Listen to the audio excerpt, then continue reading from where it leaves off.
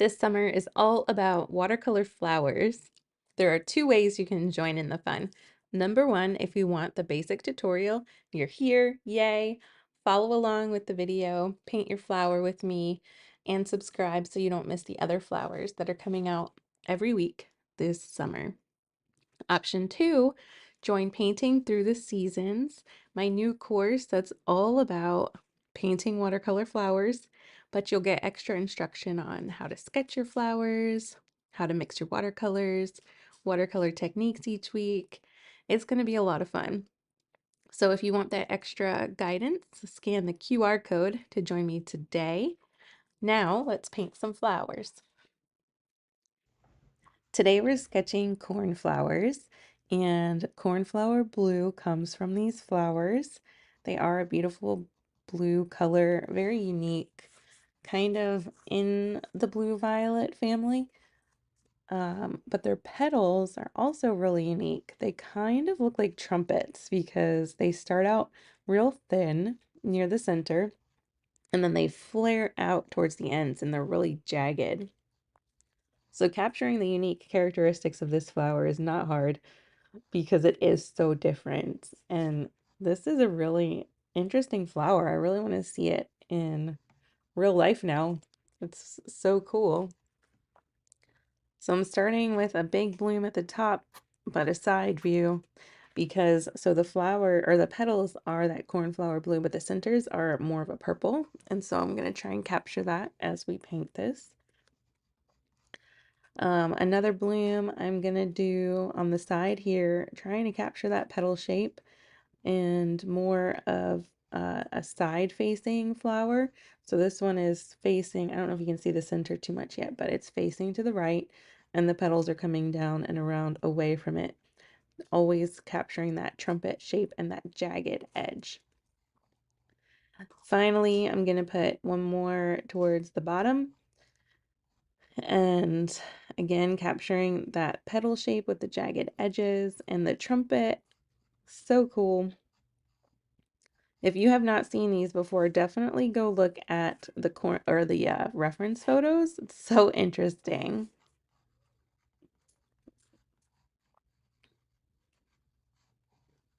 So I'm going to keep sketching these petals. Don't mind my animals in the background if you can hear them taunting each other. My one cat likes to taunt our dog. I'm surprised she's not barking yet.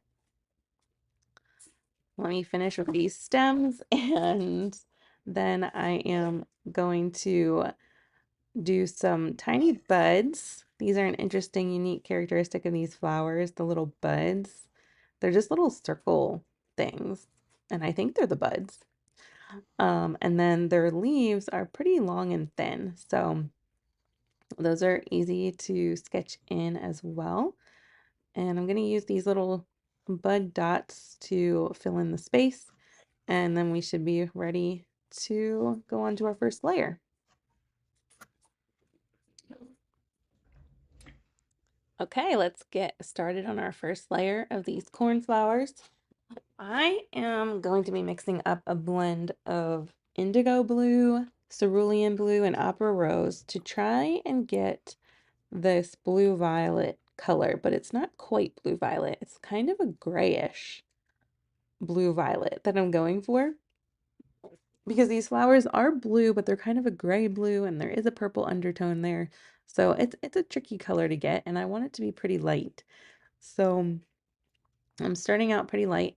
We're also going to be using the salt technique on these flowers, and that is just basically I am making my petals pretty wet to make sure they stay wet before I drop salt onto them, and the salt gives really cool textures once it dries. So as I paint these petals, I am going to do one flower at a time and then put some salt on it to make sure that it goes on while the petals are wet. So I did get pretty close to a bluish gray here with a slight purple undertone. It's pretty close to what I wanted.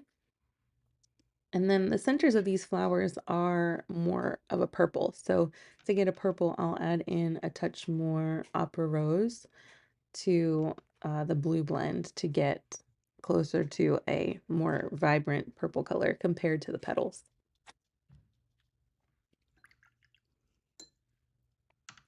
Now I'm just going to drop some salt in, and the only salt I have in the house right now is sea salt. So that's what I'm using. It should work.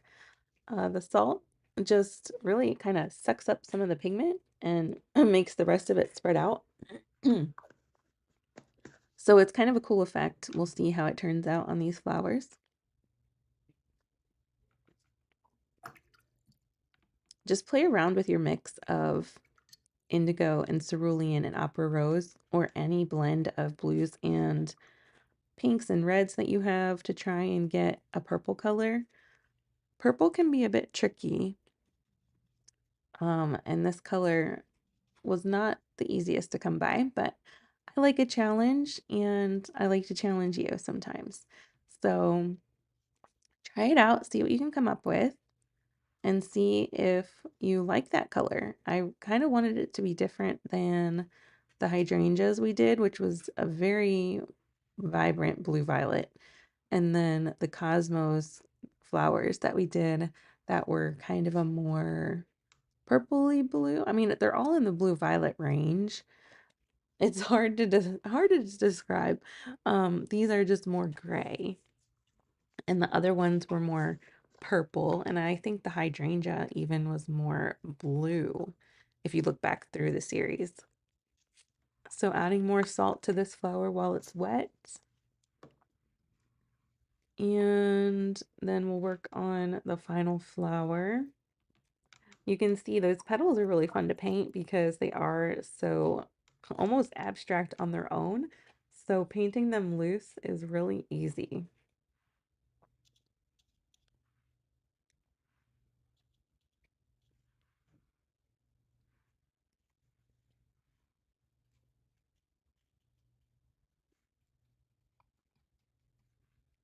I'm trying to keep this layer pretty light because cornflowers really aren't that dark of a flower. I am going to add darks in to get some depth, of course, but I'm keeping it light on this first layer. Light and juicy. I would call it juicy to make sure I have enough liquid there for the salt to kind of activate with. Let me get my mix a little bit more purple, and I'll add in the center of this flower.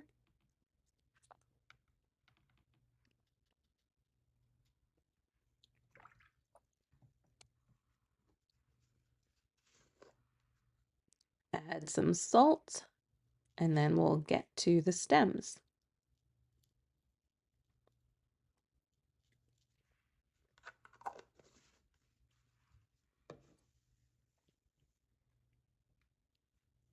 The stem color on these is kind of a mid-green, so I'm using my perylene green and cadmium yellow, and perhaps a touch of yellow ochre to get a mid-green color.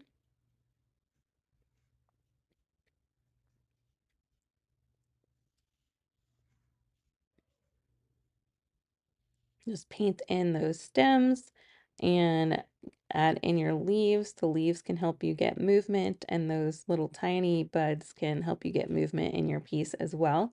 Just make them as curvy or as straight as you want. Have them going in different directions. That will help make your piece more dynamic.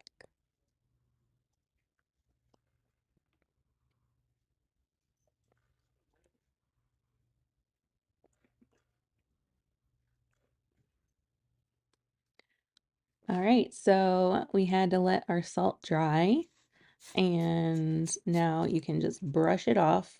It can stick to the page a little bit in some places. Just scrape it gently with your nail or a stiff brush.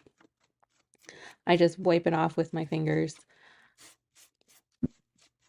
and you will start to see. I'm gonna go dump this in the trash.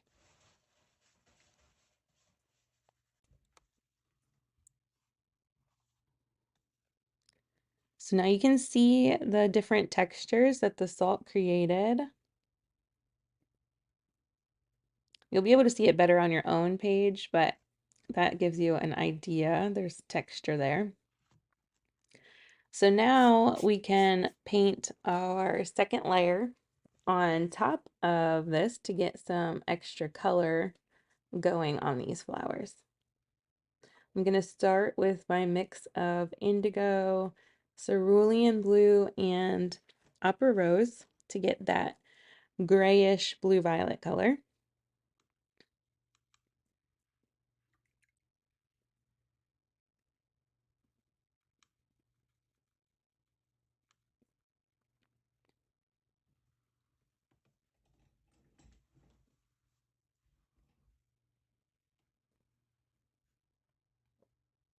So I'm going to add marks to my petals that are already there, just to add shadow and highlight.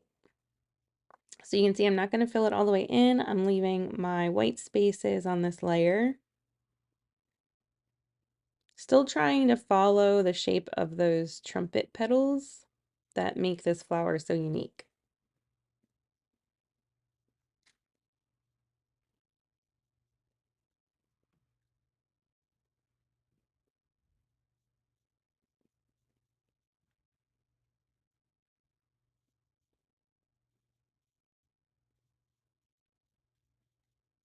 Remember, you get to paint loose here, so it doesn't have to be perfect.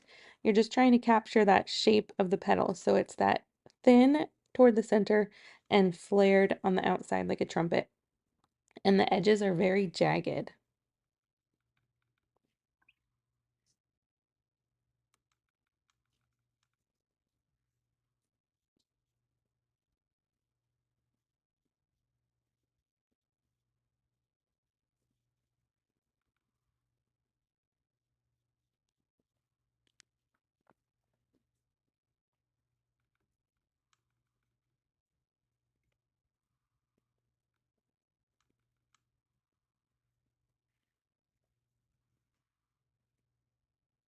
Oh, that was a bit dark. I'm going to lift that color up.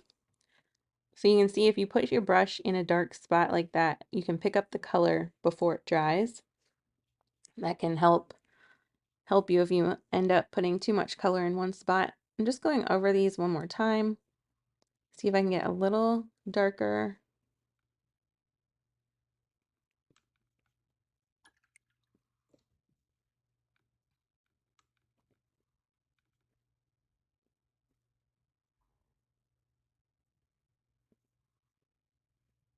It's really dark again. I'm gonna have to spread that out, lift it up.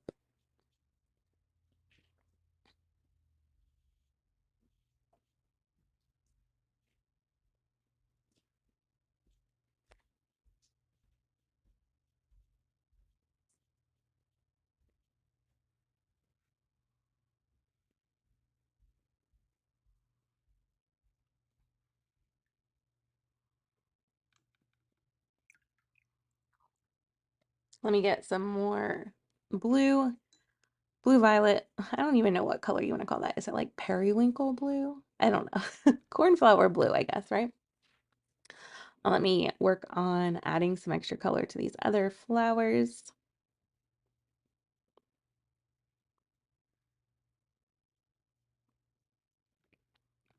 Again, I'm just trying to capture that trumpet shape and the really jagged edges of those petals.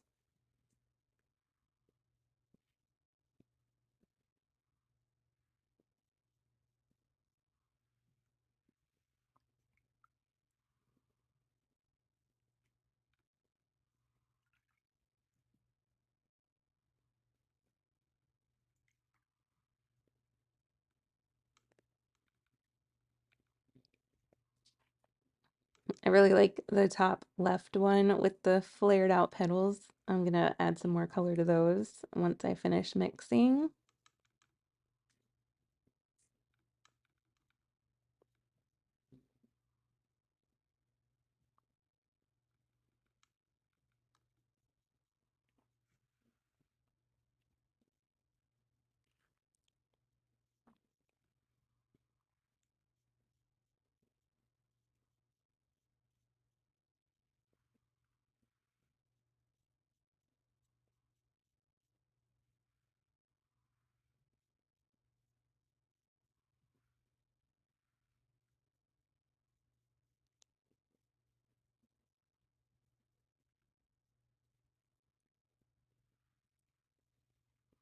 I'd love to hear how you made your blue color.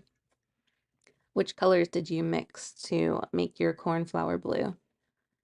This is turning into more of a blue violet. I don't know that it's definitely cornflower blue. Tell me what you think. Let me add some extra green to my leaves and my stems.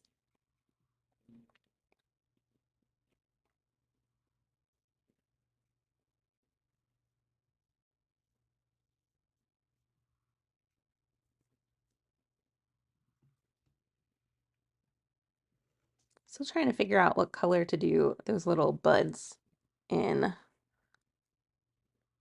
Maybe like an olive green color.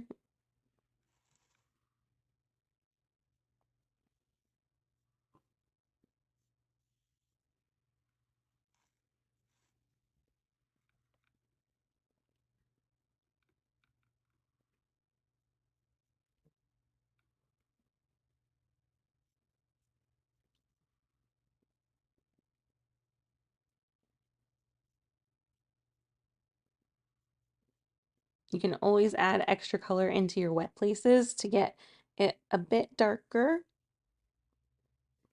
if you want that look. And I think that will do for layer 2.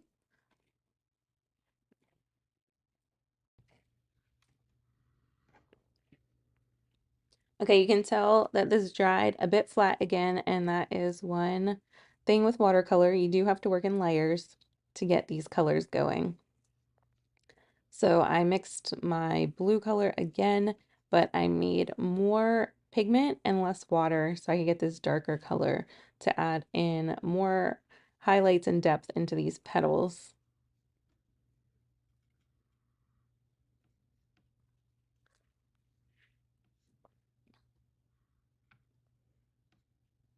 I'm just trying to continue to follow the petal shape of that trumpet shape with the thin in the center and the flared on the edges. I don't want to lose that shape of the petal as I keep adding these layers.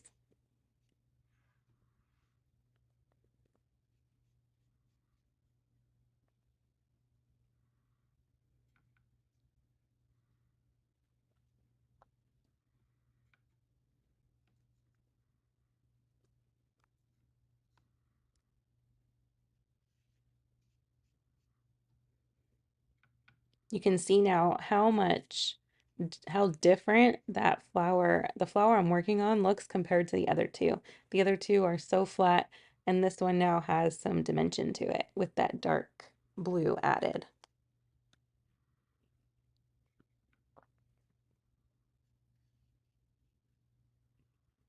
I am realizing that I've hidden all of our salt texture, so I'm probably going to add it into the center at the end of this flower. I'll put more purple in the middle and dump some more salt onto that so that we have some of the texture back. I didn't mean to cover it all up. You can always just add salt to this part of it too to get texture as well.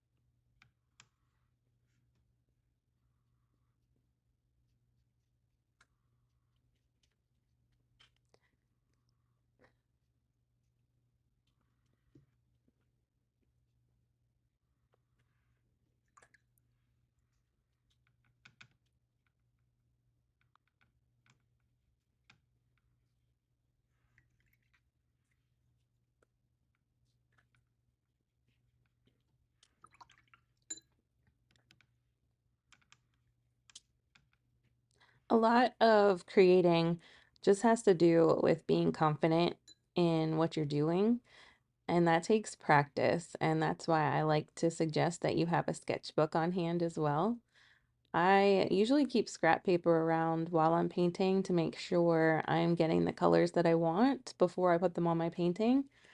And that's just one way to build confidence. But another way is just to paint something little every day. Like we're doing these flowers, but you could practice these flowers in a sketchbook before you put them on a piece of watercolor paper if you're nervous, because I know high quality watercolor paper is a bit pricey, and that's because it is really well made. It is worth it when you're painting with watercolors to have high quality paper. But when starting out, I want you to build your confidence too. And so if you need to do that in a sketchbook, just make sure it's a watercolor or a mixed media sketchbook paper that can handle the water, just to practice your brushwork and mixing colors before you start to use your watercolor paper. And then you'll have more confidence when you're doing these flowers, and you'll be more excited with the results if you feel like you know what you're doing a little bit more. I'm just adding in more drops of color into my wet areas just to get it a little bit darker toward the center.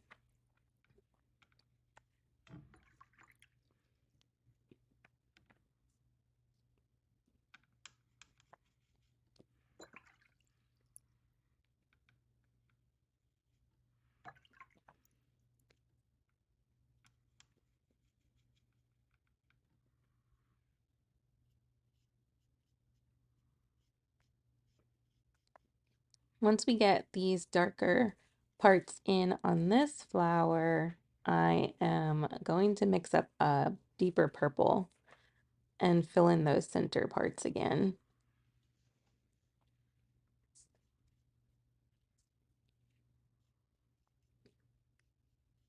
And actually, I need to do the stems and leaves too. They need some more color.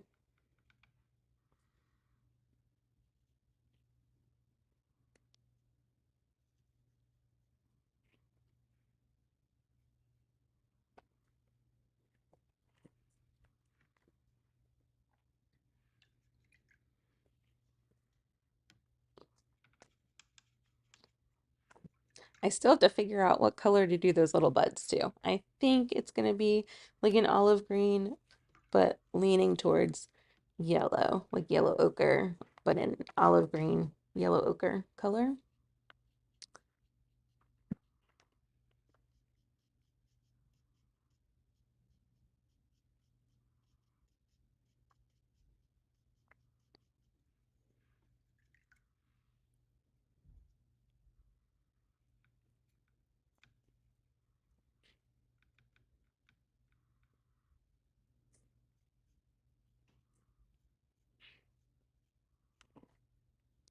I'm using pretty much straight up Perylene green to get that dark color.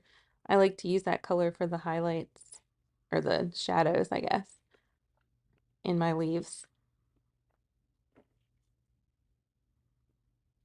Let me get these stems one more time to add some darks into this piece.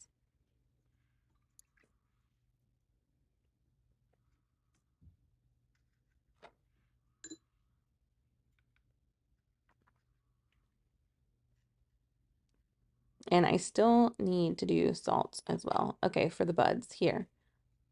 That's good. That's like an olive color headed towards yellow like I wanted. So that looks good. And now I just need to add some more purple to the center and some salt.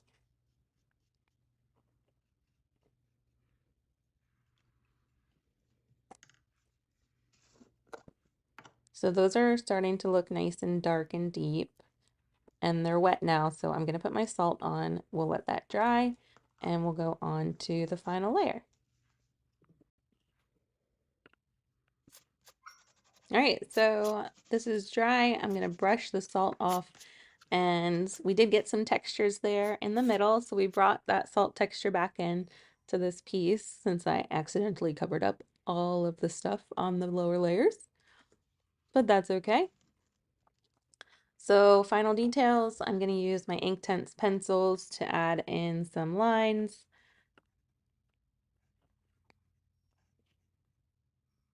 Just emphasizing again the shape of that trumpet in the petals and the jagged edges.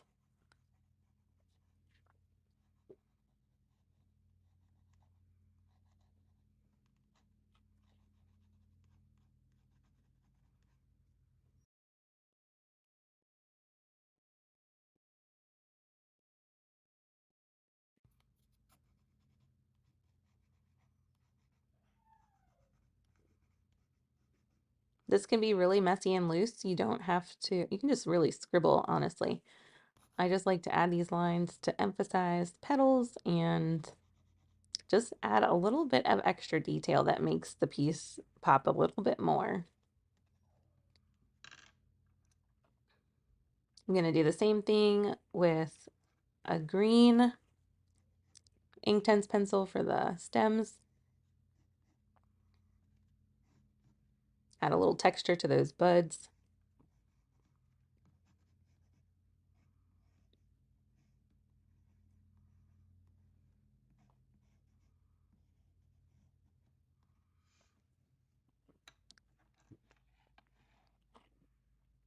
And now we can do some splatter.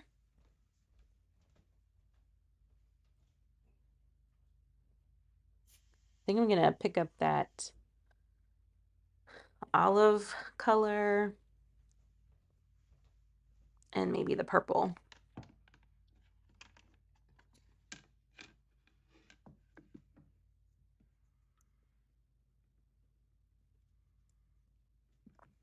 You can choose whatever color splatters you want.